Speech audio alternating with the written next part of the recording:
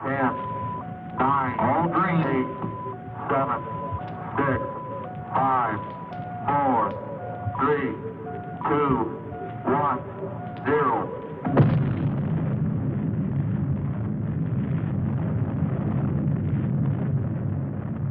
Since the splitting of the atom only a few decades ago, and through his God-given genius of science, man, at last, has succeeded in penetrating further and further into the unknown vastness of space.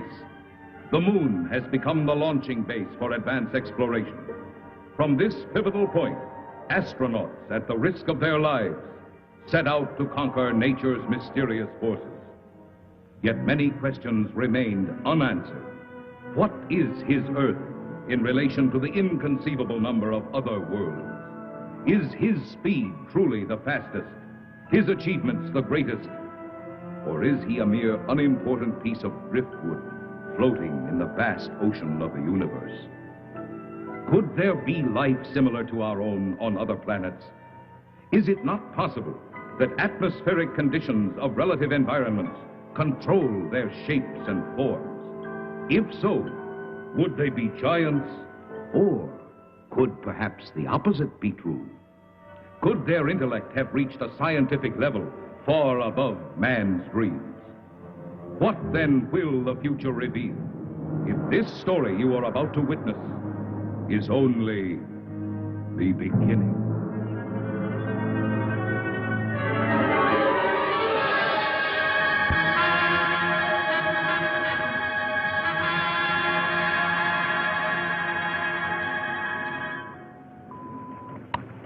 Log entry, Pegasus 3, March 16th, 1980.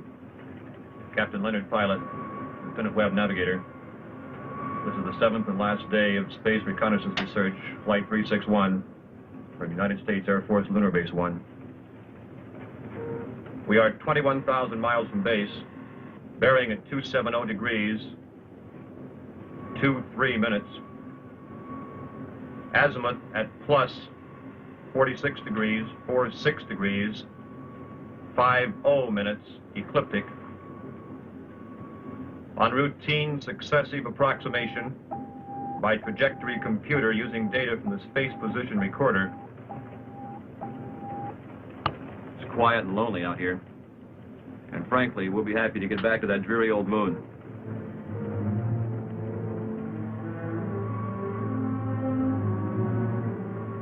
We're almost a degree off trajectory, Captain. Equipment check's okay. Must be an outside acceleration force.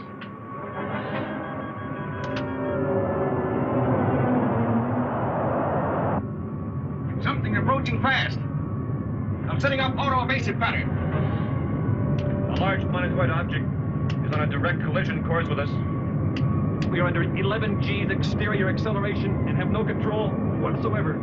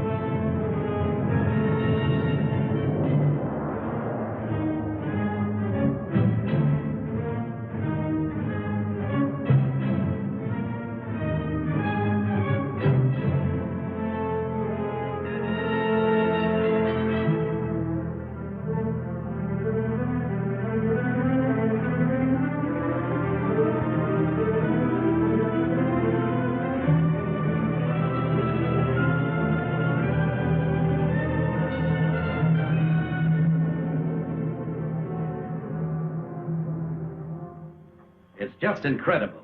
2 ships missing in less than a month. Nothing within thousands of miles of their position.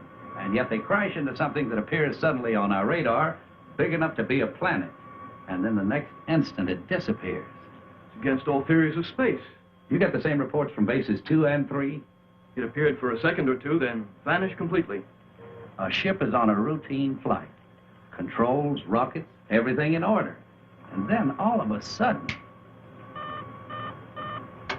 Yes? General Gibson for Colonel Lansfield from Earth Headquarters. Stand by. Colonel Lansfield. Lansfield, what's all the trouble up there? General, I can't tell you any more than what was in that report this morning. You're certain the rockets crashed? I am. We have their last log entry through our recording reproduction unit. Now, General, I've listened to it over and over. It tells what happened, but not how and why. What do you suggest? I don't know, General. No doubt the rocket's destroyed. We don't know what we're looking for. This mysterious planet seems to come and go at such speeds, it's impossible to track. Phantom planet, Lansfield. You're a little old to think that, aren't you? This is a capable base, General, run by capable men. Now, there's something out there that isn't supposed to be. All right, take it easy. Send another reconnaissance with Chapman. Chapman? I need him for the Mars project. If this phantom planet thing isn't cleared up, there won't be any Mars project. Send him. Yes, sir. Ask Chapman to report. Yes, sir.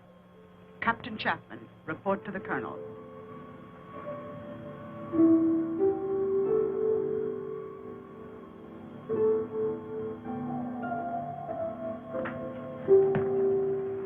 Sir, I've been testing the pressure equipment for the Mars project.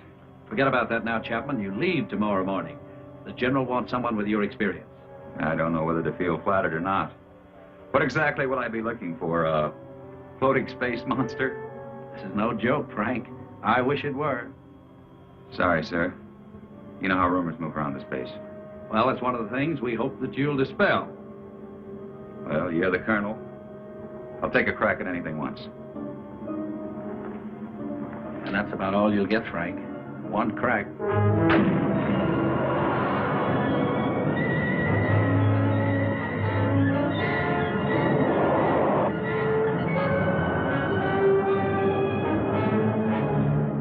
18,000 miles out at 270 degrees azimuth and 47 degrees ecliptic. Speed 4.6 miles per second. Check.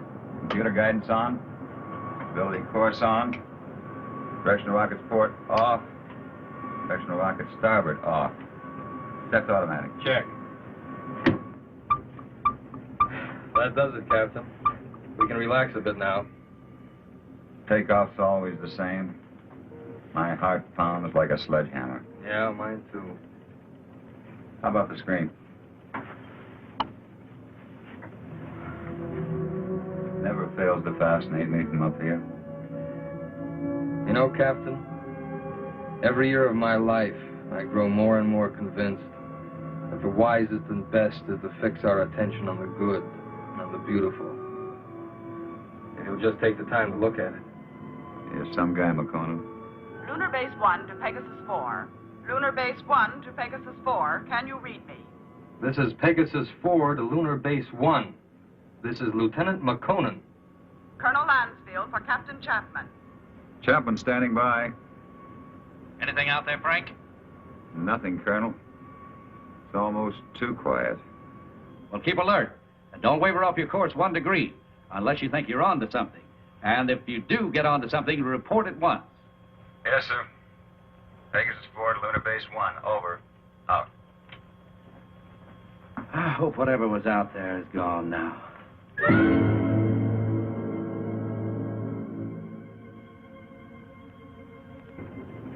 What's our elapsed time from base? 14 hours, 22 minutes, and 30 seconds.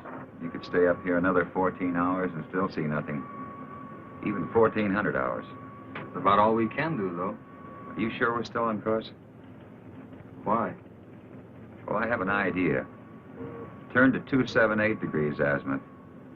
047 degrees ecliptic. Yes, sir. Changing course to 278 degrees azimuth, hold 47 degrees ecliptic.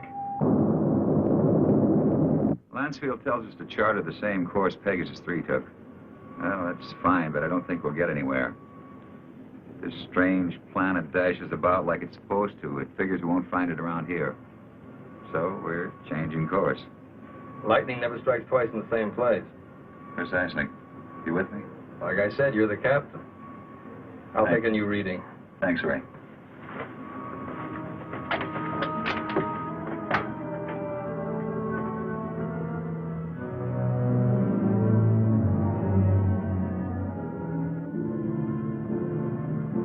You could go nuts out here just waiting for something to happen. You seem pretty much at ease. Well, I figure it's just the same as fishing. Gotta be patient and wait. Electrostatic meters going haywire. Lunar Base 1 to Pegasus 4. Can you read me? Over. Pegasus 4 to Lunar Base 1. We read you. Over. You are completely off course, Pegasus 4. Check your position immediately. E-computer and spectrometer out. Pegasus 4 to Lunar Base 1. We are aware of being off course. Cannot explain at present. We are entering a heavy magnetic field. Several instruments are out, and I'm afraid others are going. Give us our exact position. Over. Pegasus 4, you're... Cannot hear you, Lunar Base 1. Over. Changing to the manual control. Meteor.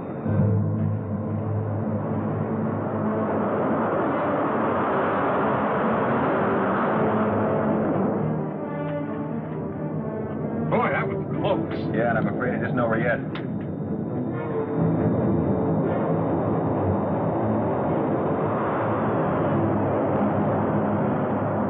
We're on a semi-closing course with them. Screen 1's fading fast. What about the infrared detector? That's out too. The thing we can do is turn it 90 degrees to the shower's path. More meteors are coming, it's our only chance. That will be to 311 degrees azimuth and minus 12 degrees ecliptic. Here they come. This is it.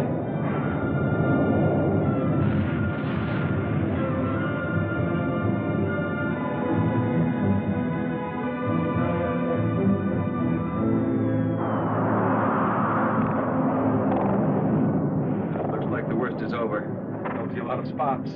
So those are ionized trails. They'll persist for a while. Well, let's hope for those stragglers. With these instruments out, there won't be any way to tell if they're coming from another direction. Trick now is to get back to the moon. I think we'll make it. Yeah. Okay, Ray, let's go through a tight beat check. Right. Cabin pressure? 20 coming up. Retroport? Positive. Retro starboard? Positive. Main circuit 1? Negative. Main 2? Negative. Now let's try the auxiliaries. Main 1? Negative. Main 2?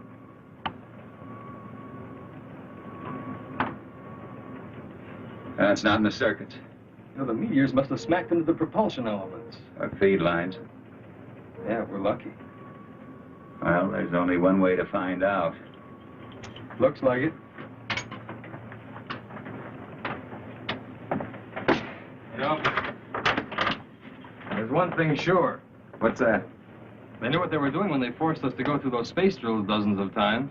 If I remember correctly, you had a different opinion. Hey, don't rub it in.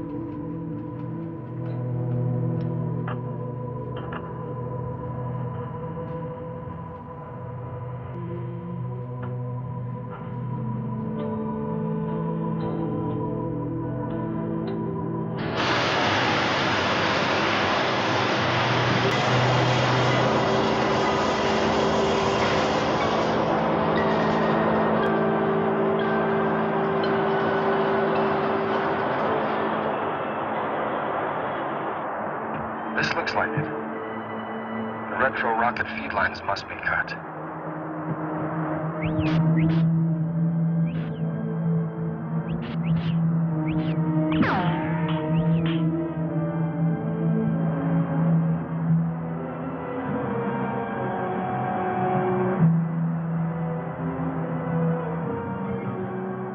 Frank, your airline's broken.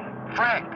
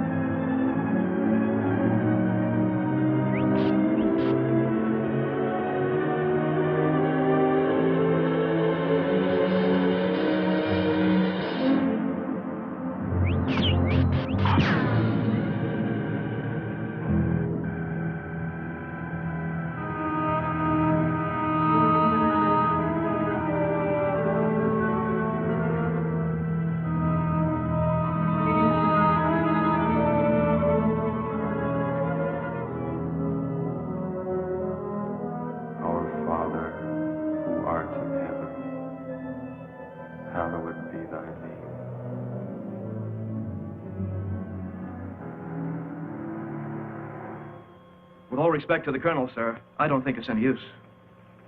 Keep working that radar and keep working it until we locate Chapman. Yes, sir. He's got to be out there somewhere. He just has to be.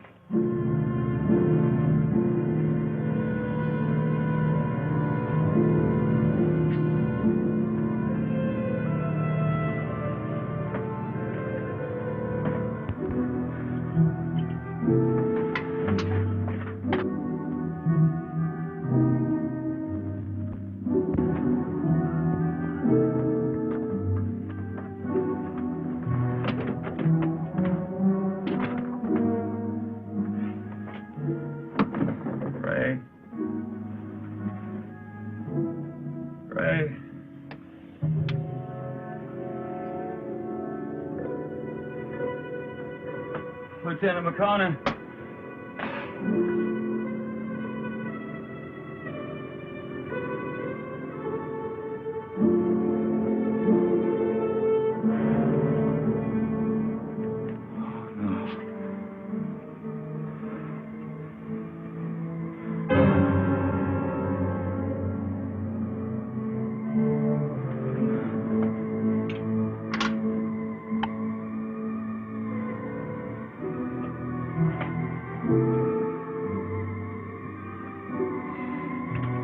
Captain Frank Chapman, pilot, Pegasus 4. My ship is being drawn toward an asteroid. Instruments completely out of operation. Navigator McConan, lost. I cannot read my position. I'm going to try to land. I don't think I'll make it. If I do, I'll continue recording.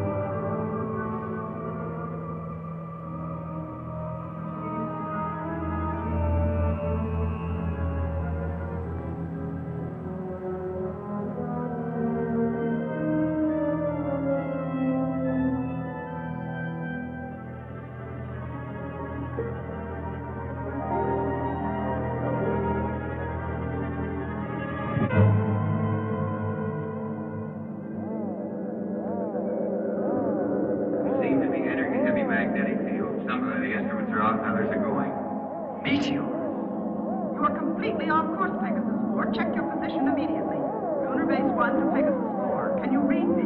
Frank, your airline's broken. Navigator McConan. Ray. Lieutenant McConan. I'm going to try to land. What exactly will I be looking for? A floating space monster? No joke, Chaplain. I wish it were.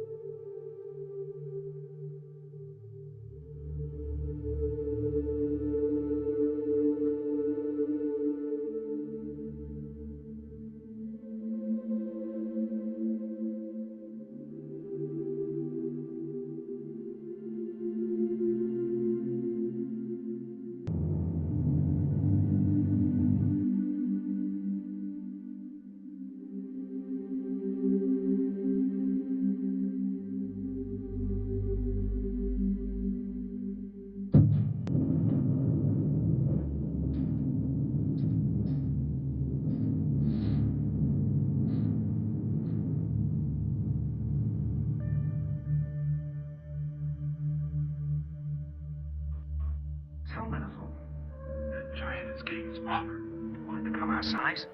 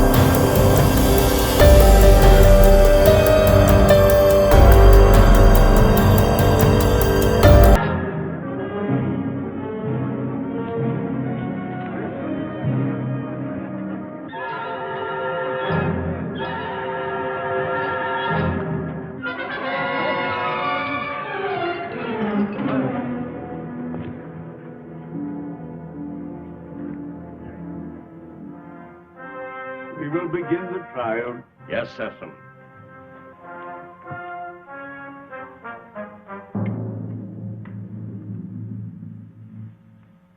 Thank you, Cecil. Bring in the jurors.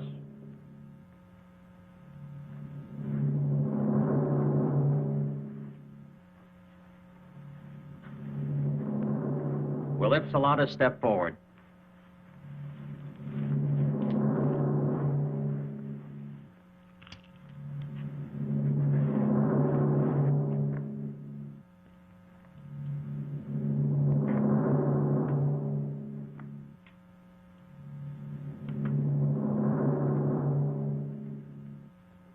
Call the prisoner. Bring in the prisoner.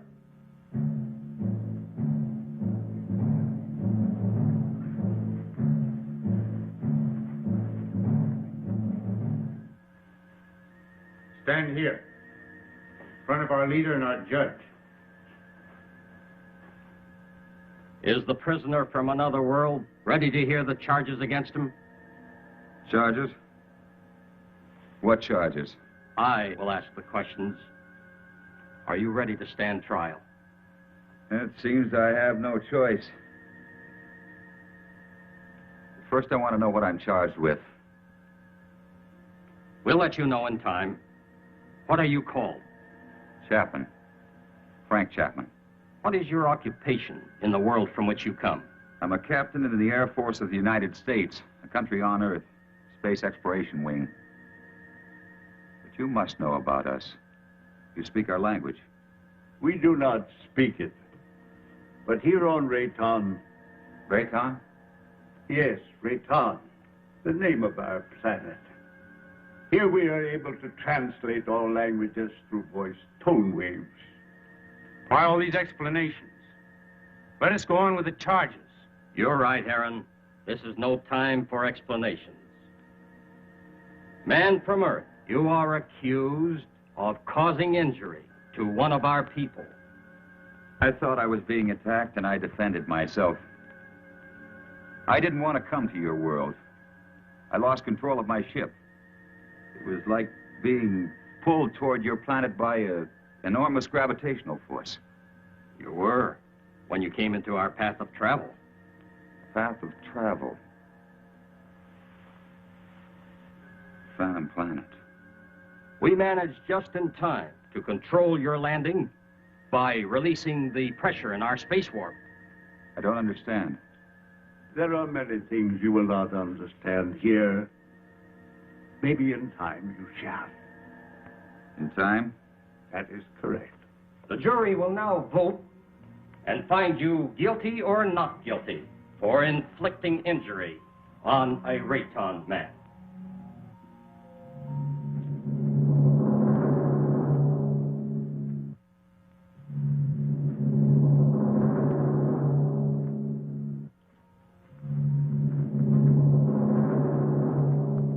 The verdict, Judge.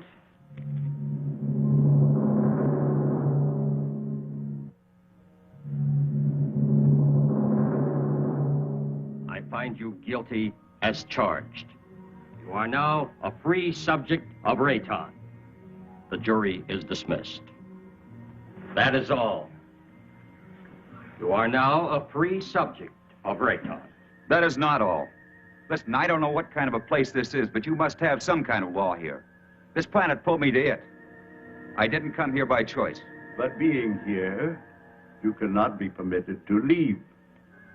We must keep our security at any cost. So, I must pronounce you guilty. No penalties will be lodged against you. But you must become a subject of Rayton. Trial is concluded. Nothing is concluded. What is this? First I'm found guilty of something that's not my fault, and then I'm set free. Well, free to go where? Back to my world 6 inches tall? Don't worry. No harm will come to you. I'm Liara, Sesam's daughter. I'll show you to your quarters. Well, come. We'll talk on the way.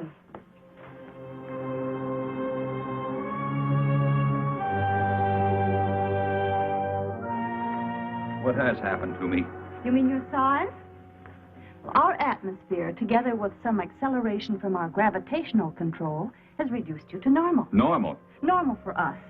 You see, everything here is in proportion to our planet's size. We know several worlds that have creatures larger or smaller according to the size of their world. Do you feel any different? No, but it's not exactly funny to think that someone on Earth could carry me about in their pocket. Oh, that would never happen. The oxygen in your atmosphere would restore you immediately to your regular size. But either way, it wouldn't matter. You'll never see your world again.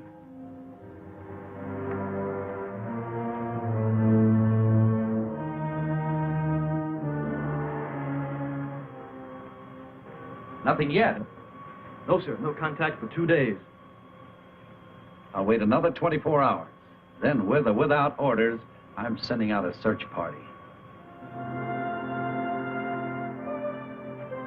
You wanted to see me? Yes. Will you excuse me?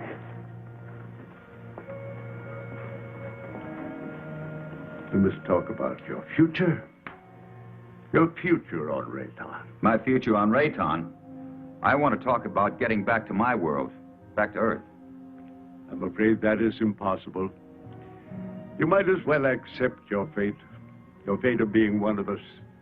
Being one of us, you must be productive in one way or another. Well, what is it you want me to do? You must help us to keep spaceships from your world from landing here. But that's my only hope of getting back. Forget about it. 2 ships in my unit disappeared. Did they crash here? Unfortunately, yes. They were pulled into our strong gravitational field. Well, so was I. Yes, but luckily we were aware of your approach and lowered the power on our gravity field. I don't get it. In many ways, you're hundreds of years ahead of our science. Yet you live in such a primitive manner. It may not be as odd as it seems. It's true that our technology may be much further advanced than yours, but then a strange thing happened. Well, what was that? We had machines do all our work. People on Rayton became completely free of all labor, practically of all responsibilities. Our people became soft and lazy. They did not know how to cope with their free time. They started to fight amongst themselves. That's very interesting. Many people on Earth are beginning to face the same problem. Too much free time, too little work. Problem not at all unique in the history of the universe. Well, what happened on Rayton? Our forefathers then made a wise decision. They returned to, as you say, our primitive ways. The Raytons again had to toil for their living. They became much stronger, much happier, much more valuable. But you didn't forsake all of your scientific achievements. No, we retained the secret of the gravity control for our survival in space, and the secret of our food production for our survival on this barren planet. You sacrificed advancement for this. Sesame rules us, and we are content. Now, can't we get on with this, Sesame? Aaron is hasty. We all are. Our lives have been changed so much. I would like you to become acquainted with our ways. Later, you may choose a wife. With Liara or Zeta. Zeta cannot speak, but she is a fine woman. Well, between the two, it would be difficult to make a choice. It is no problem. You may take your time, but once you've made your choice, remember, it must not be taken lightly. You must be hungry. Come with me. Liara, go now and learn our ways, and perhaps you may help us with our problems. You can decide about this later. Now you need to eat and rest.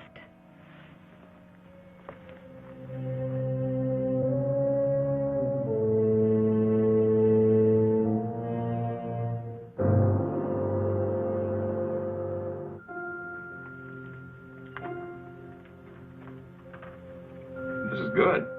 What is it? I think it's the equivalent of your breadfruit. We made it chemically for you since nothing grows here on this planet. Oh, here. Drink this. It's good for you and it'll help to make you rest. You need it. You say nothing grows here. Well, then how do you exist?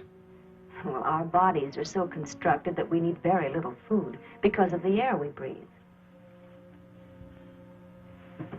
Feeling better now? I hope so. Yes. But I'd like to get out of here. You're a strange one, Frank. I'm a strange one. What about everybody else? And don't call me Frank Chapman. My name is Frank Chapman. 2 words. Yes. Frank Chapman. Oh, I'm sorry. I didn't mean to be so rough. It's just that, well, this is so new to me. You know what I'd like to do if I had a choice? What? I'd like to return to my ship. Well, that's impossible. Then you see, I'm still a prisoner. Not at all. You're free to go anywhere here on Rayton. Except to my ship. Your rocket is no longer on this planet. It was sent off last night while you were sleeping.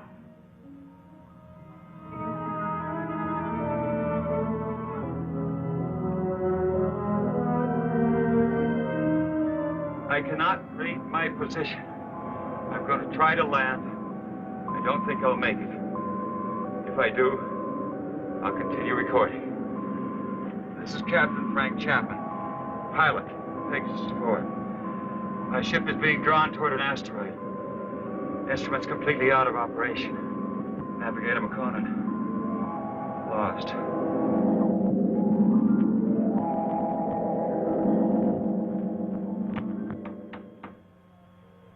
Sir, unidentified object on screen. This must be Chapman's ship, Colonel. Certainly has all the indications and all the characteristics of a spaceship. And no other unit of ours is scheduled for flight in this area. Any contact? None, Colonel. Just static. His auto-emergency transmitter should be on full blast. I'm tuned to all Pegasus frequencies, sir. So are the automatic relays on Earth. Good. This must be Chapman's ship. What else can it be? Captain Beecher and Lieutenant White are to report to the briefing room immediately and stand by for takeoff. Now report immediately any news or anything unusual on your radio and radar relays. Yes, sir.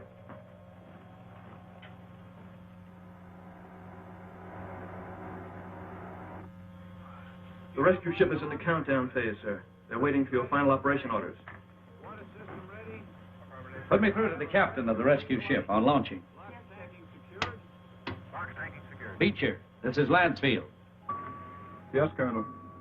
Beecher, your final instructions are being teletyped on your recorders. Yes, sir. As you know, something unusual must have happened to Chapman and McConan.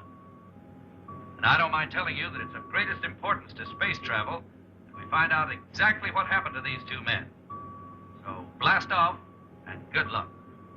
We'll do our best, Colonel.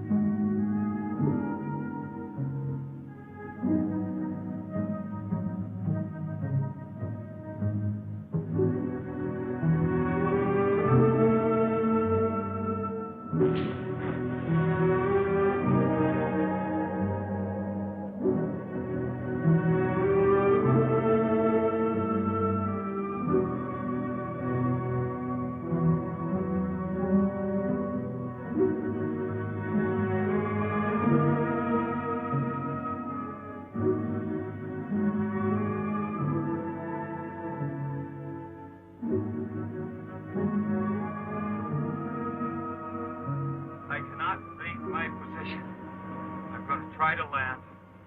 I don't think I'll make it. If I do, I'll continue recording. This is Captain Frank Chapman, pilot, Pegasus 4. My ship is being drawn toward an asteroid. Instruments completely out of operation. Navigator McConan, lost. Pegasus 4 to Lunar Base 1. Pegasus 4 to Lunar Base 1. This is Captain Beecher, over. Lunar Base 1 to Pegasus 4. We read you, Captain Beecher. Good work. Stand by for Colonel Lansfield. Beecher, how are they? They're not. I mean, there's no one on board. There isn't a sign of life. Two men just don't get up and walk off a rocket in the middle of space? No, sir. Then what the devil? Chapman recorded a final message, sir, but it doesn't make sense. Our rep-roll units are picking it up. We're examining it. Can you bring her in? I'll have to check out the instruments, but I think so. All right, give it a try. White can bring your ship in. Yes, sir. And Beecher. Yes, sir. Good luck.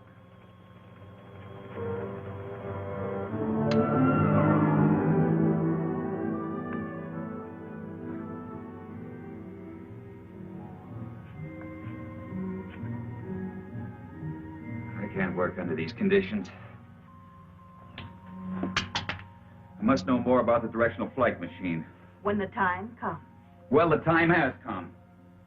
I want to speak to Sessom. And right now. Very well.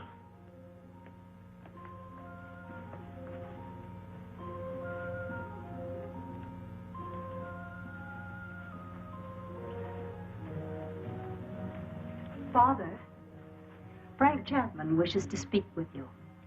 Do you want to talk about Liara? That isn't what I came here to discuss. My work has reached a stage and I need to know more about your gravity control. It is too soon. Now, how do we know he's not a spy for the Solarites? You are too distrusting, Harold. All right. You may see it.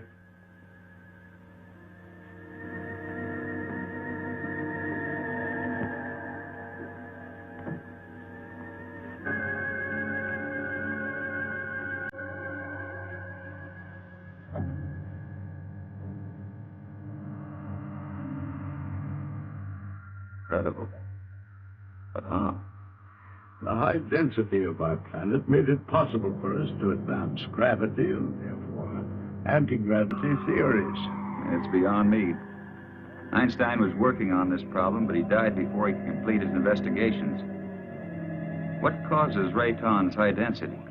The atoms on this planet have narrower electronic orbits than the atoms on most other planets. The smaller they become, the easier it is for us to control and take advantage of positive and negative gravity. But why is Rayton getting smaller? This planet is slowly using up the energy that holds the atomic particles together. You mean you might disintegrate into nothing? Yes, someday. But it will not be in our time. Well, I guess it's the same as on Earth. We don't seem to worry that our sun might be cooling off in many millions of years. The danger for us is that sudden bursts of concentrated heat directed on our Rayton might suddenly speed up the process of time. You think that's possible? We have enemies who want our knowledge of gravity and who know our weakness. You're expecting an attack? When you have enemies, you always expect an attack.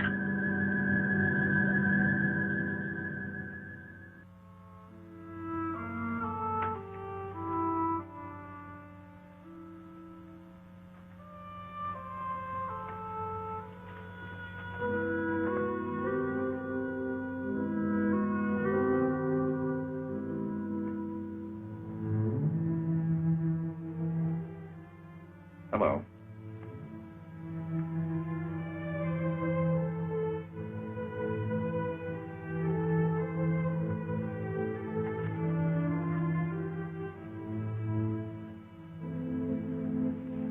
I'm going to take a walk. You join me? Come on.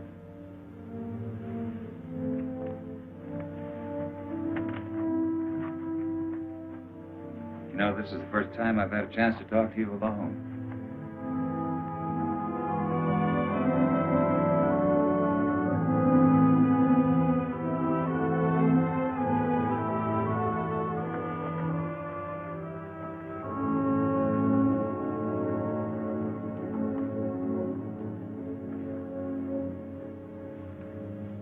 How is it you're more different than the others?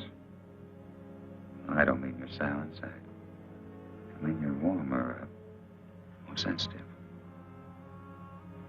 That wasn't really a question, because I know you can't answer. I just wanted you to know how I feel. It's a strange world. I don't want to hurt Liara. You don't either, do you? I like you.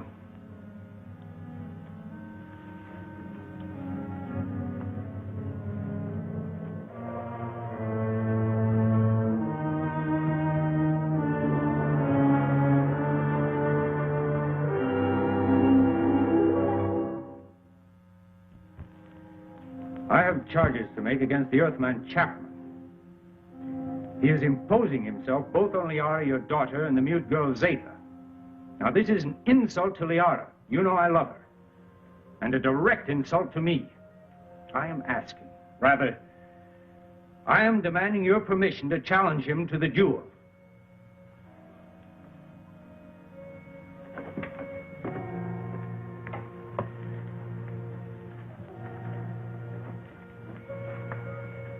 You sent for me? Yes. I have reports about you that are not good. That you're causing much trouble. What am I supposed to have done now? You are forcing your attentions on Liara, and then on the mute girl Zeta. That's not true. Why don't you ask them? He lies. Siren. Is it true? Has he forced himself or his attentions upon you? Why would she admit it?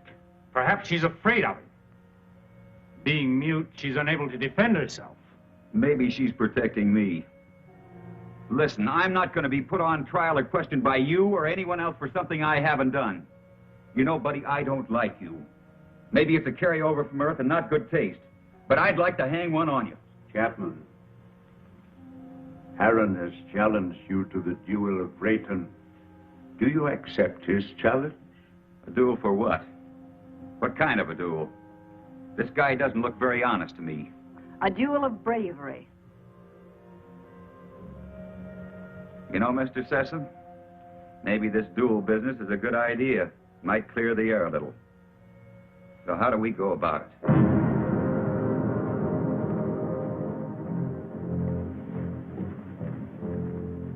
Harron, you know the rules for the duel of Rayton. But for him, I'll have to explain and show the results. Chapman, come here.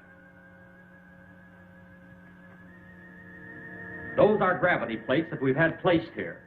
Their intensity is so high that any object or any person placed on any one of them would immediately disintegrate. Here, let me show you.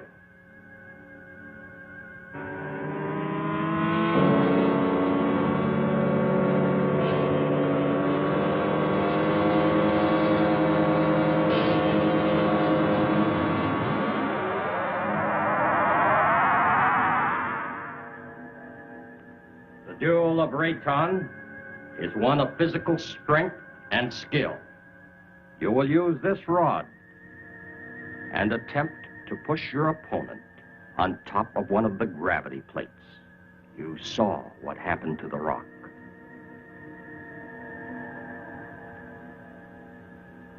Get ready.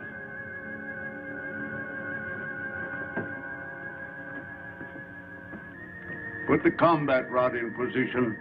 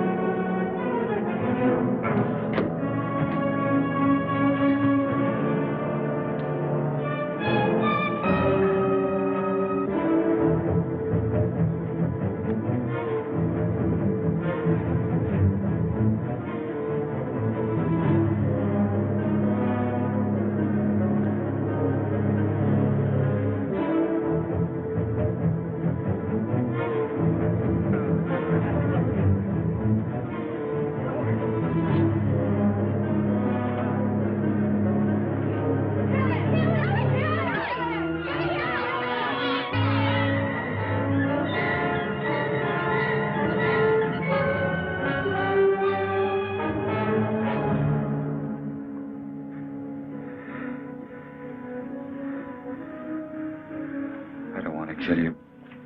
I never did.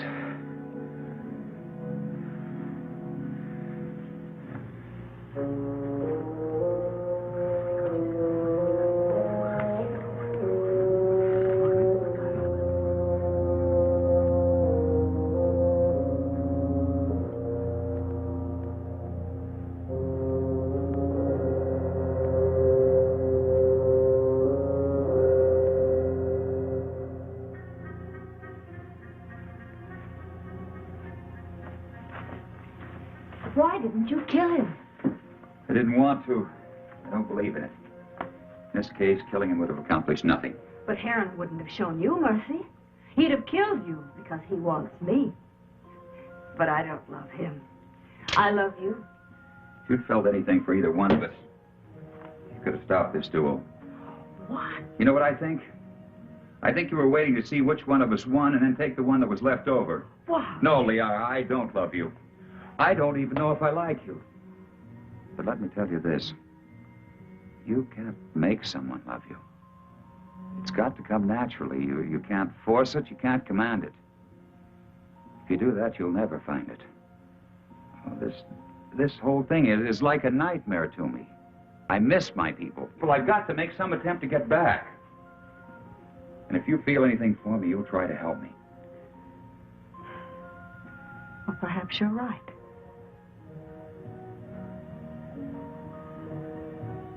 Maybe I can help you.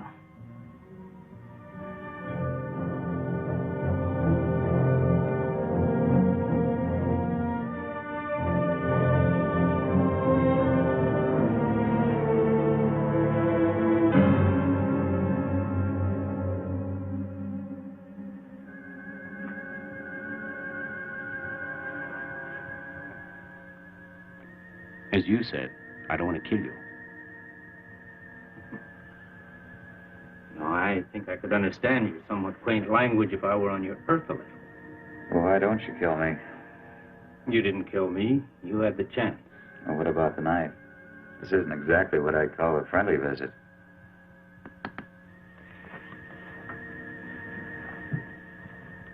You help me. I have a plan whereby I might help you to leave our planet. Perhaps it will work. I don't see how this is possible. What about my size? I inspected your giant suit. And the oxygen tank holds air from your own world. Now, isn't that right? Yes, of course, but why? No, never mind that. It's not important. You see, the whole plan is based on the theory that your people are searching for you. Now, I must get you back before they attempt to find you here. I know they've been searching and will eventually zero in on this planet. I think I can get you back in time. Yes, but you're doing this because of Liara, aren't you? Yes, I am. I'm in love with her. I don't think she loves me yet, but perhaps with you gone, she will see things in a more realistic light in time. Well, how can we get my suit into the open? I have some men I can trust. In Sesson? No. You must never know. Otherwise, we both will be put to death.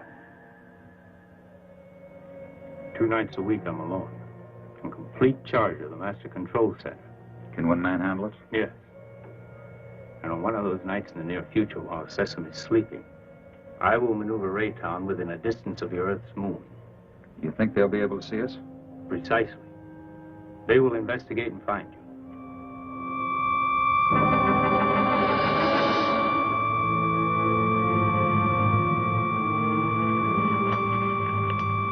Go with her.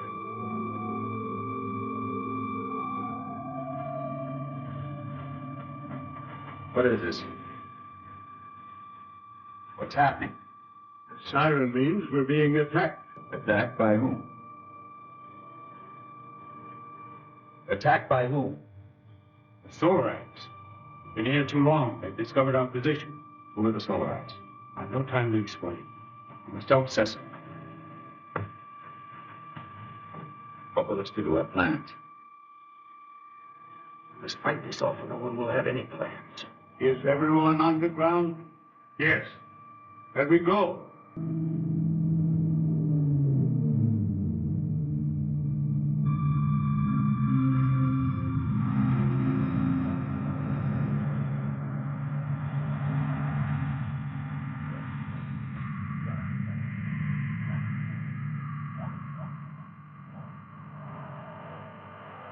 They're safe for the moment. I fear they won't give up so easily. Safe for the moment? Well, who are these Solarites anyhow? They're from a sun satellite. For generations, they've been after our universal gravity control. So they want to avoid being pulled into the sun. If we don't stop them, they'll eventually attack your Earth. Liara, show him the prisoner. Prisoner? Come.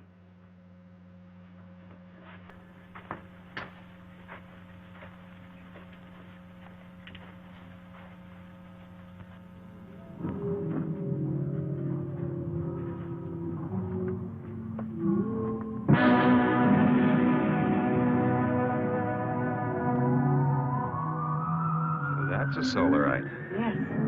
He was captured during the last war. The only one of their monsters that didn't die in the attack. When did this attack take place? Several years ago, when Zatha was a little girl. That's when she lost her voice. What makes those rocks disintegrate? It's as if they were hitting some invisible wall. That's exactly what it is. The monster is so strong that he can smash any ordinary structure. Now, what you call an invisible wall is really another way that we use our gravitational control. Now, by using a high magnetic field, we can lock molecules so closely together that they form a solid wall. Make a big hit at MIT. Where? One of Earth's more advanced centers of learning. I only hope your wall will hold him in check. Yes. He could kill us all if he escaped. Life on other planets. We were always wondering if ours was the only one so blessed. There are many inhabited worlds, but only these fire people bother us.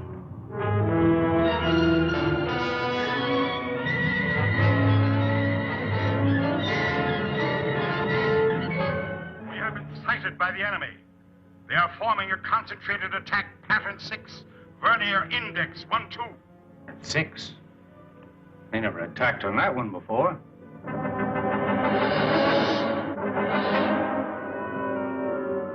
What are we going to do? We must try to break up the attack.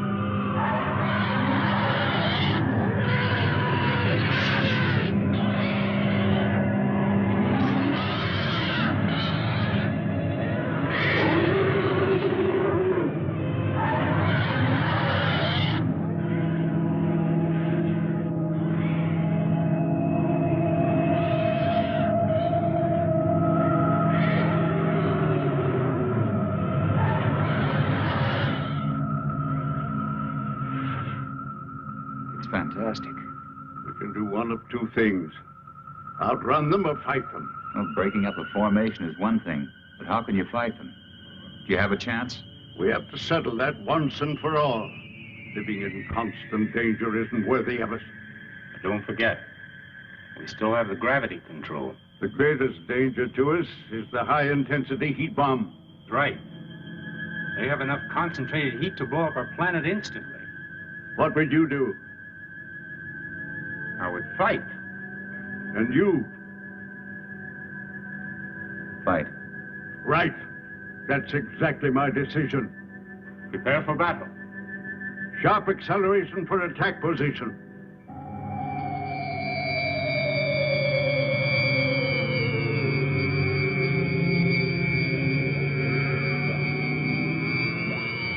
Maneuver so that we face the enemy when they attack.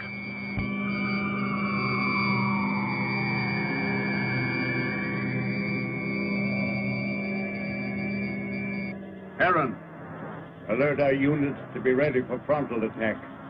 All units, prepare for frontal attack.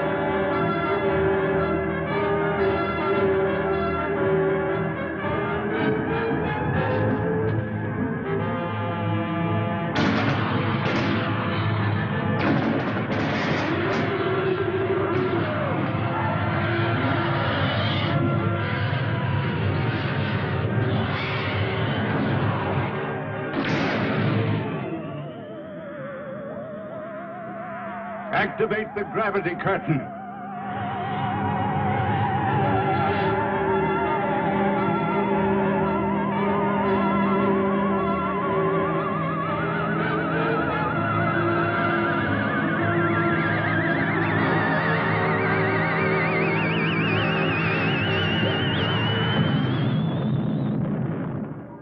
Oh, it was a magnificent victory. But I'm deeply plagued with regret for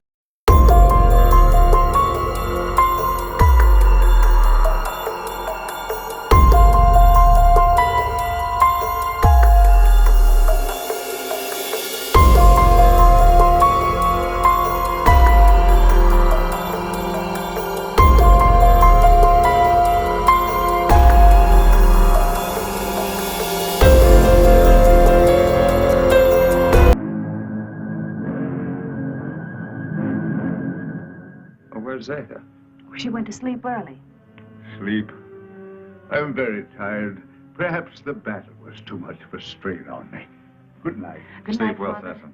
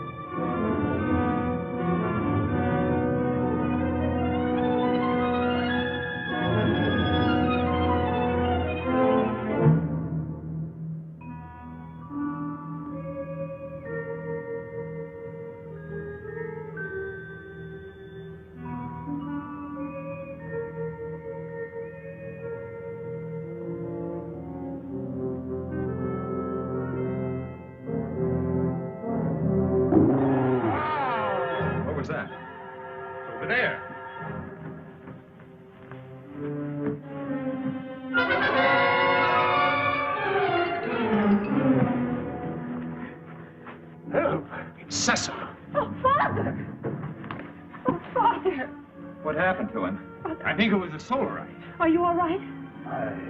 What happened? I don't know. Was it the Solarite? Did you see him? It was terrible.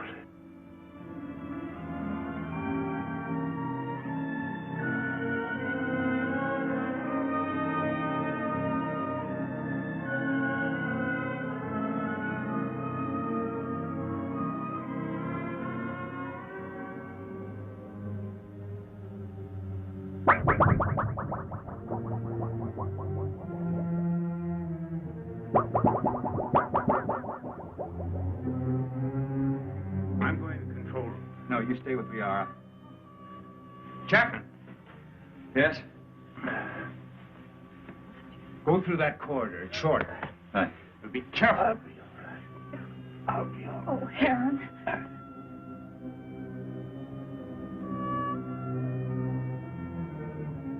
Zatha, are you all right?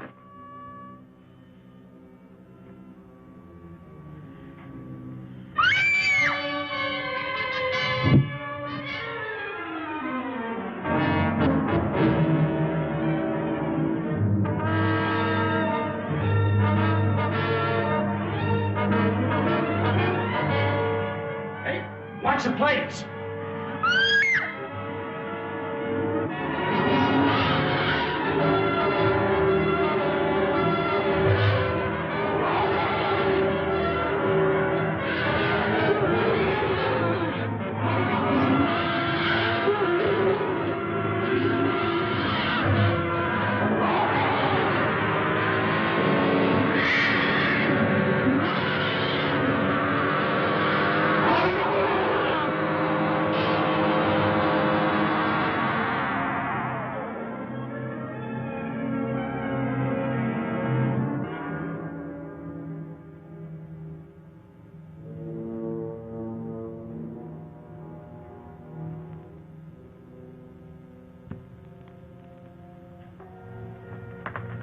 How's Sessom? It will be all right. Liara is with him. I'm glad. You still wish to return to your world? Yes, but... Well, then tonight's the best time. See, the chaos of battle has brought us closer to your moon than we've ever been. It'll be a simple task to maneuver Rayton slowly and steadily even closer, and the risk will not be so great because the travel time will be short. And we'll be well within the range of Moon's radar. Yes, but we cannot go unnoticed. Now, as soon as we're within range of your moon, my men will carry your suit out into the open. Now, if your people come to investigate, we'll pull them into our gravity and direct their landing. Meanwhile, you will enter your suit, seal it up, so that you're not exposed to our atmosphere, and, well, the rest you know. Where shall I meet you? In the control chamber. Someone will come for you.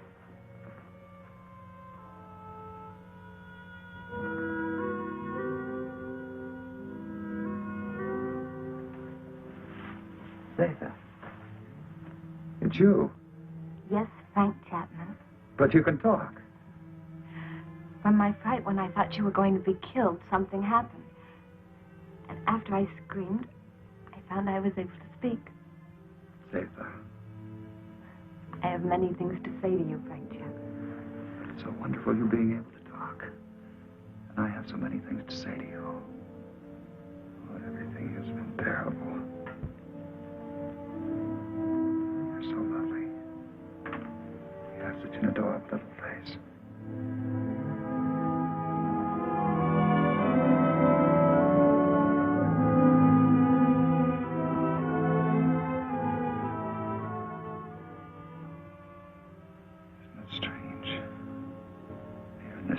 I've found perhaps what I've been looking for all my life. And I must leave. Although everything within me wants to stay.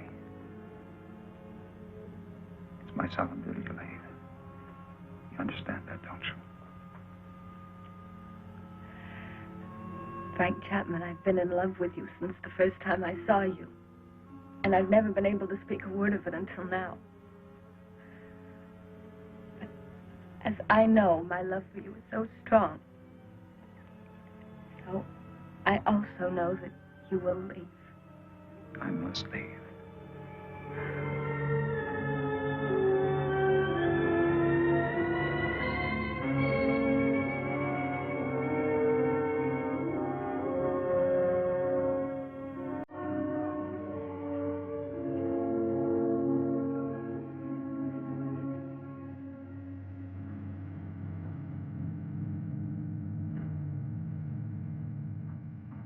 Good, you're on time.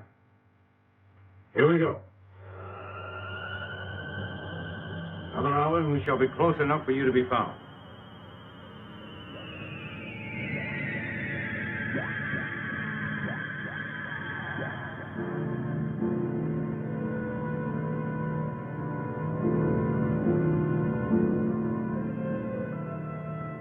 Lunar Base 1 to Rocket Ship 380. Over. This is Rocket Ship 380 to Lunar Base 1. Over. Radar has just picked up a giant asteroid. Identity unknown. Cannot find any record of it in the space charts. The Phantom Planet. Give us exact position of asteroid. 9 degrees in northern cluster field, and I have an order from Colonel Lansfield. You are to land on this asteroid and send White to investigate. I hope you will find happiness back with your people. You would be my happiness. Here or there. Frank Chapman, please. You must take the stone. It will be a good luck charm. Hold on to it. It will help you to go back safely to your people. Keep it. And remember, Mac, I love you. Yes, Zeta. I'll keep it forever. We just confirmed it. A rocket similar to yours is heading in our direction. I hope it won't crash. Don't worry. I have the best men on gravitation control. And I have another man who's coming to help me turn on the oxygen tanks as soon as you're in your suit. Thank you, Han. You know, we've become friends here. Good friends. We would have become friends anywhere. Your planet or my Earth. I wish you and Liara much happiness.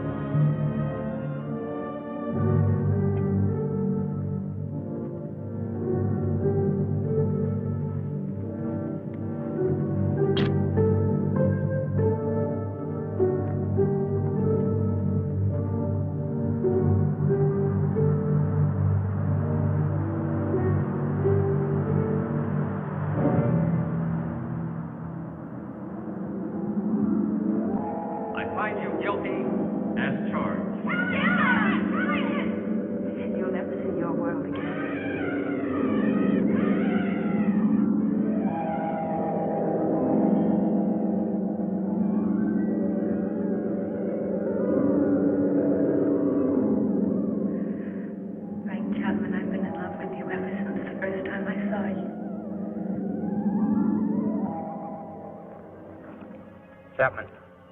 Chapman. White to Beecher. Come in, White. I found Chapman. He's alive. But there's no trace of McConan. Where's McConan?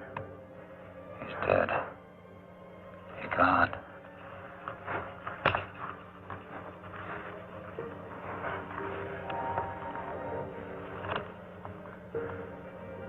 Where are we? Where are they? Where are the others? Where's who? Zathan. What are you talking about? Jason. Helen. Come on, let's get back to the ship.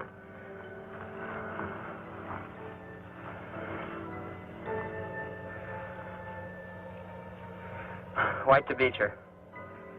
I'm bringing him in. He seems to be all right. He said McConan is dead. He keeps talking about other people. I think he's in a state of shock. Do you need assistance? No, Captain, I can handle him alone. You know, Frank, you're a lucky guy. This is a wandering planet.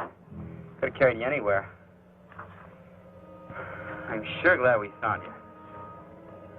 Zathan. Where is she? What you need is a rest.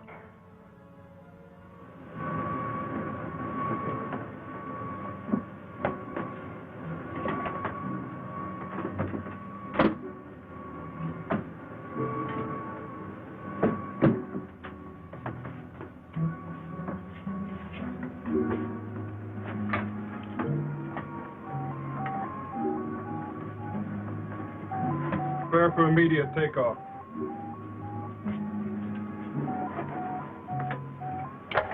How do you feel, Chapman? I don't know. I don't understand. It's unbelievable. We'll get you back to Moon Base for a thorough examination. Do you think you're hurt? I don't think so. You must have been knocked out for quite a while. I must have been dreaming. Quite possible you were delirious. The shock of the crash landing of your ship. Ray's gone. But I just left safe in Heron.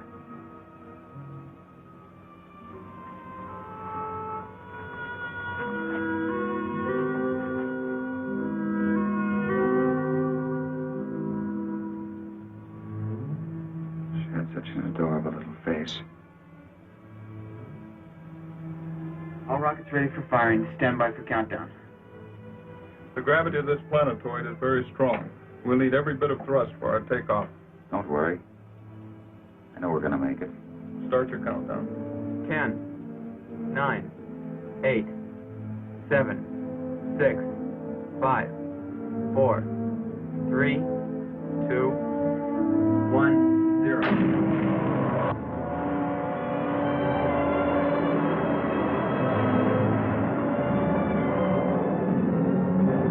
Power. Power off. Rear screen. Rear screen.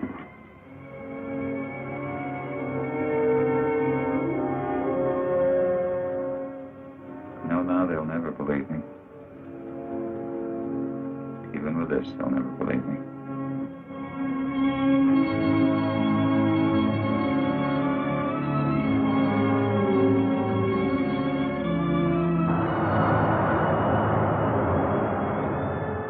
What then will the future reveal? If this story is only the beginning, only the beginning.